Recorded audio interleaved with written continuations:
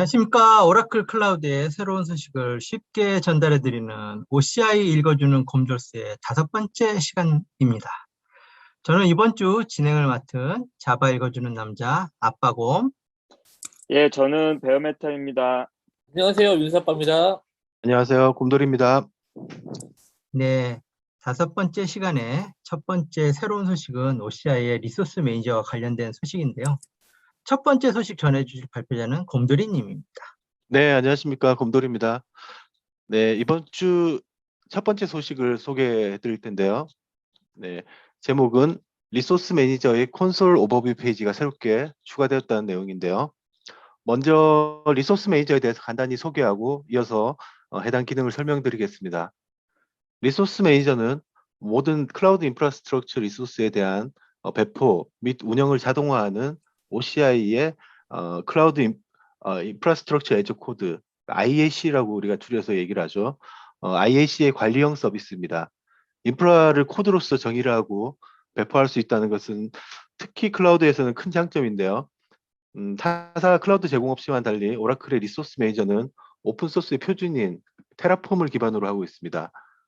데브옵스 엔지니어는 익숙한 방법으로 어디서나 OCI 인프라를 개발하고 배포할 수가 있습니다. 사용자는 인프라 배포 자동화를 위해서 별도의 테라폼 서버를 두고 배포할 필요 없이 무상으로 오라클의 리소스 매니저를 통해서 배포 자동화를 구현할 수가 있습니다. 그러면 다음 화면으로 가서 이 오버뷰 페이지가 어떻게 새롭게 추가되었는지 보면서 말씀을 드리겠습니다. 보시는 바와 같이 오버뷰 페이지인데요.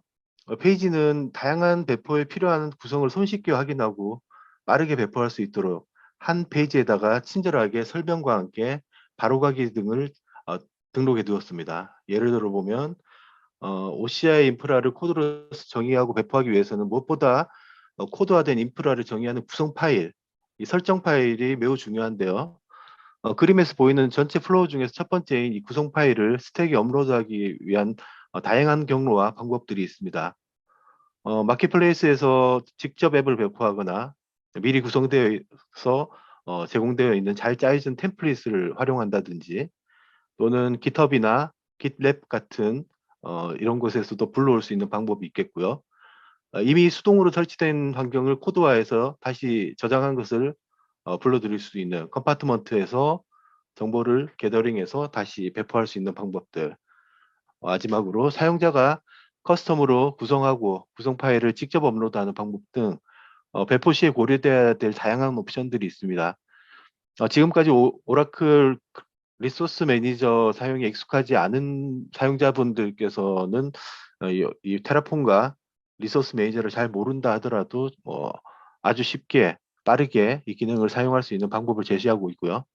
리소스 매니저에 대한 사용이 익숙한 사용자를 하더라도 여러 정보를 한 페이지에서 조회하고 즉시 활용할 수 있다는 점에서 사용성이 크게 개선되었다고 볼 수 있겠습니다. 오버뷰 페이지에는 둘러보기 버튼이 있어서 페이지 내에 연결된 각 기능에 대해서 간단히 소개를 하고 있는데요. 잠깐 둘러보기 버튼을 한번 눌러보면요. 먼저 스택이 뭔지 소개하는 단계가 있고, 다음으로 미리 구성된 템플릿을 선택해서 생성하는 방법, 다음으로 스택을 생성하기, 그리고 이미 구성된 환경을 다른 곳에 복제하도록 기존의 컴파트먼트에서 테라폼 설정을 가져와서 스택에 생성하고요. 그 다음으로 잡에 대한 설명을 얘기하고 프라이빗 템플릿에 대한 설명, 이어서 프라이빗 템플릿을 생성하는 링크를 소개하고 있고요. 이 컨피그레이션 소스 프로바이더로서 CI/CD 환경을 위해서 GitHub이나 GitLab에 설정을 불러오는 걸 소개하고 있고요. 그리고 마지막으로 이 새로운 기능들에 대한 뉴스 소식을 전하는 링크를 참고하고 있습니다. 이 밖에도 오버뷰 페이지에는 각종 설명서를 비롯해서 그 라이브 랩스라고 하는 컨텐츠를 참고해서 그대로 따라하기만 하면 되는 그 실습 워크샵과 같은 이런 다양한 정보들을 링크로 하고 있기 때문에 이번 업데이트를 통해서 리소스 매니저를 사용함에 있어서 기존보다 훨씬 손쉽고 빠르게 활용할 수 있게 되었습니다. 네, 이상으로 리소스 매니저의 콘솔 개요 소식을 전해드렸습니다. 네, 감사합니다. 역시 이런 것들은 기존에 많이 쓰던 이제 오픈 소스를 이제 그 클라우드 환경에 적용하는 것들이 아무래도 기존 사용자들이 적응을 하고 그러는데 도 도움이 많이 될 것 같아요. 두 번째 소식은 레지스트리와 관련된 소식이네요. 이번 소식은 민수 아빠님께서 설명해 주시겠어요? 네, 이제 민서빠입니다. 이번 업데이트는요, OCI 레지스트리와 관련된 소식이고요. OCI 레지스트리는 그 더커 컨테이너 이미지를 보관하는 OCI 관리형 서비스입니다. 그 더커로 대표되는 컨테이너 기술은요, 이제 다양한 환경에서 사용되고 있습니다. x86이라든지 ARM 아키텍처에서 사용되고 있고요. 그리고 운영 체제로는 리눅스라든지 iOS, 윈도우 등에서 동작하고 있습니다. 이런 다양한 환경을 지원하기 위해서요, OCI 레지스트리는 이번에 매니페스트 목록을 지원한다고 발표를 했고요. 이 매니페스트 목록을 사용함으로써 단일 컨테이너 이미지를요, x86, ARM 아키텍처와 그 다음에 리눅스, 윈도우 등 다양한 운영체제 버전으로 저장 관리할 수 있습니다.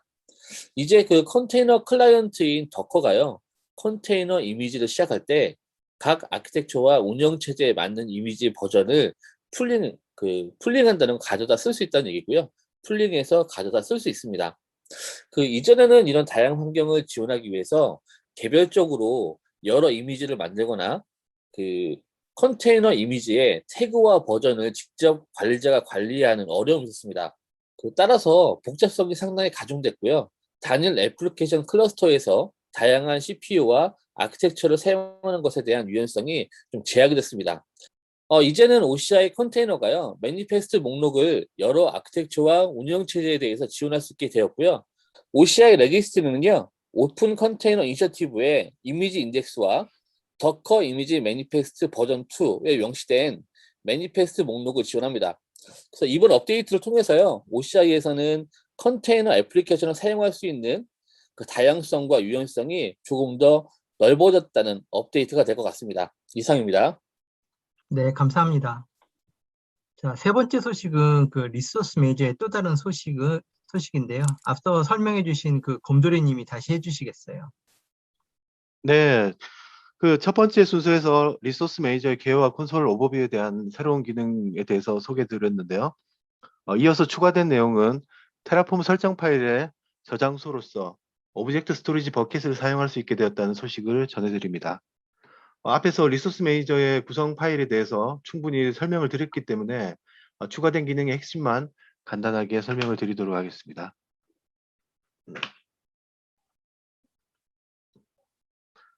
네, 지금까지 리소스 매니저의 컨피그레이션 소스는 로컬 PC에서 직접 zip 파일 형식을 설정 파일이나 또는 설정 파일 포함하는 디렉토리 자체를 불러오거나 또는 템플릿을 통해서 이미 구성된 목록을 선택해서 설정을 불러온다든지 GitHub이나 GitLab과 같은 소스 코드 제어 시스템을 통해서 설정을 불러오거나 기존의 컴파트먼트에 구성된 정보를 가져와서 스택에 생성하는 그런 설정 업로드 방식 등 다양한 방법들을 지원했는데요.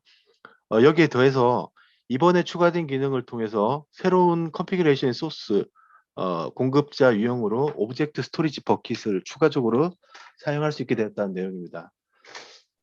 지금 화면에 보면은 내 구성에서 폴더 집 외에 지금 가운데 있는 오브젝트 스토리지가 하나가 추가됐다는 내용이고요. 이번 업데이트를 통해서 오브젝트 리소스 매니저의 스택 구성 시 내 구성 내에서 이런 설정에 대해서 로컬 파일만을 업로드 지원했던 것에 더해서 보완해서 설정 데이터의 공유와 통합 관리 그리고 보존 안전성까지 추가적으로 확보할 수 있게 되었습니다. 네, 네, 이상입니다. 예, 감사합니다. 자, 이어서 네 번째 소식은 MySQL 데이터베이스 서비스와 관련된 내용입니다. 설명은 베어메탈 님이 해주시겠어요? 예, 네, 베어메탈입니다.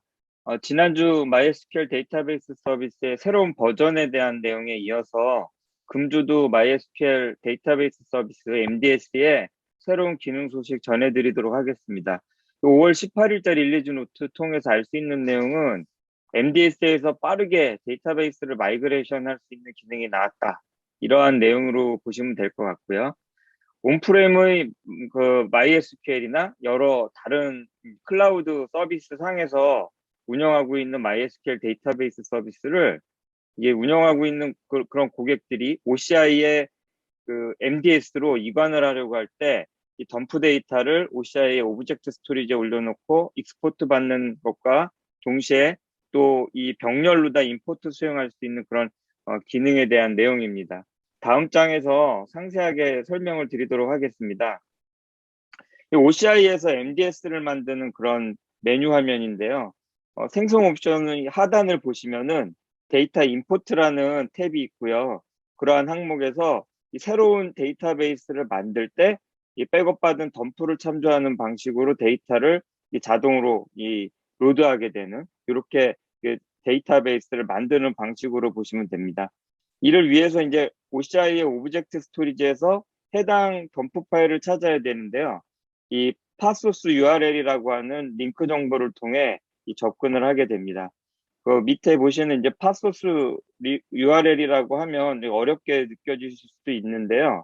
예를 들어서 이제 쉽게 설명을 드리면 저희가 이제 드롭박스 같은 거라든가 뭐 구글 드라이브, 마이크로소프트 원드라이브 같은 그런 클라우드 드라이브를 사용하시는 분들이 많으실 텐데요. 그곳에 있는 그 파일을 다른 사람과 이게 공유를 하고 싶어서 이제 공유 버튼을 누르면 해당 파일을 가리키는 URL이 이렇게 만들어지게 됩니다. 그 URL을 내가 이제 공유하고 싶은 사람에게 보내고 그 사람은 그 URL 클릭하면 그 공유되는 파일을 바로 다운받거나 볼 수가 있는 그러한 방식인데요. 이런 것과 마찬가지로 OCI 오브젝트 스토리지 버킷을 그 사용자 인증 없이 쉽게 접근할 수 있는 URL을 바로 이 파소스 URL이라고 부르고 있습니다. Pre Authenticated Request라는 약자인데요. 사전에 인증된 요청, 미리 만들어진 URL을 통해서 리드나 라이트 권한, 리드 라이트 권한 등을 받아서 그 파일들을 볼 수 있는 그런 구조라고 보시면 될 것 같습니다. 그런데 이렇게 이제 덤프 파일을 클라우드에 올려놓고 이런 것이 중요한 게 아니라 사실은 이 MySQL 쉘의 덤프 유틸리티 기능을 이용해서 기존의 다른 덤프보다 좀 더 성능이 다른 기능을 제공한다고 합니다. 멀티스레드로 동시 실행을 해서 뭐 GSTD, 지집과 같은 자체 압축 기능을 사용한다거나 이런 것들을 제공해서 저희가 사용할 수 있다거나 또 그렇기 때문에 매우 빠르고 쉬운 이관을 제공한다고 하는 게 그러한 핵심 내용인데요. 다음 장 성능 관련된 벤치마크 자료를 보시면 여러 종류의 이제 MySQL 덤프 유틸리티에 대한 비교 내용을 보실 수가 있습니다. 그 하단에 있는 이 URL 사이트를 참조한 것이고요. 공통적인 사항으로는 이제 같은 환경 내에서 이런 그 벤치마킹 테스트를 했는데요. 오라클 리눅스 7.8 기반에서 OCI의 베어메탈 44코 512기가 메모리 기반으로 테스트를 했다고 합니다.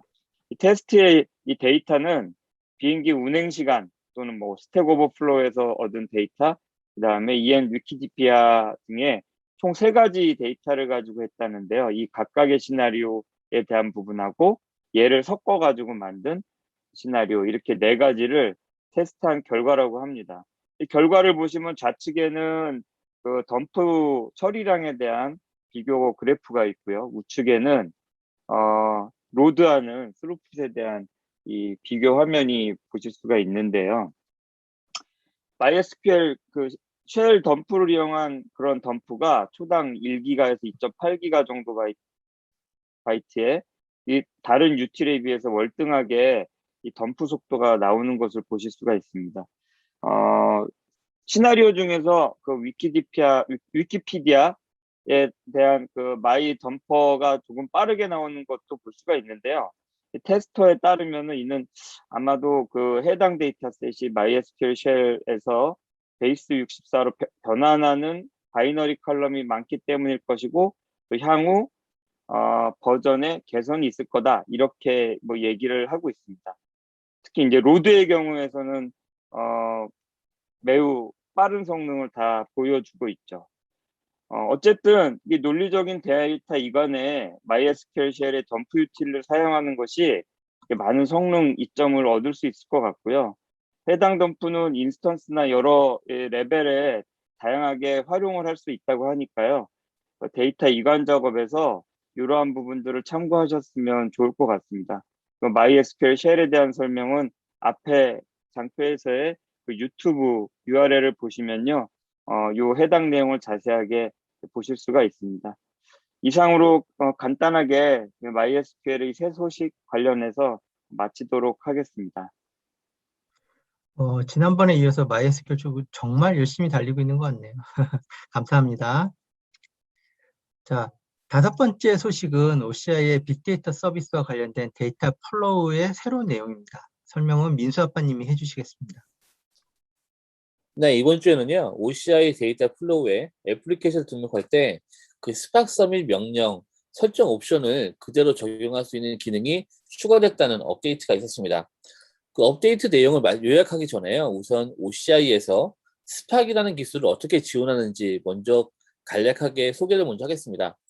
그 보통 클라우드에서 빅데이터 속성에 대량 데이터를 처리하거나 전처리할 때는요, 일반적으로 스팍이라는 기술을 주로 사용합니다.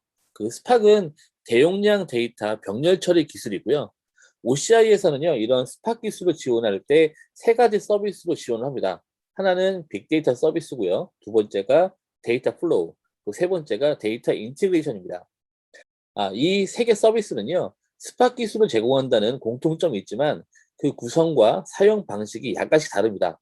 우선 빅데이터 서비스는요, 하드베코 전체 풀스택을 제공하는 서비스고요. 클라우드라에서 제공하는 CDH 6.0 버전을 기반으로 OCI가 제공하는 관리형 하둡 전문 서비스입니다. 그 2번째로 데이터 플로우는요, 서버리스 스팍 서비스예요. 그래서 하둡 기술 전체를 제공하는 BDS와는 달리 데이터 플로우는 스팍 기술만을 전담해서 지원하는 서비스입니다. 그 데이터 플로우에서는요, 작업이 요청되면 스팍 클러스터가 만들어지고요. 그리고 설정한 작업이 다 끝나면 해당 클러스터가 삭제가 됩니다. 그리고 삭제되기 전에 처리한 모든 결과는 오젝스로에 저장되기 때문에 모든 자원에 대한 것을 관리할 필요가 없고요. 관리 효율성 좋아지는 그런 서비스입니다.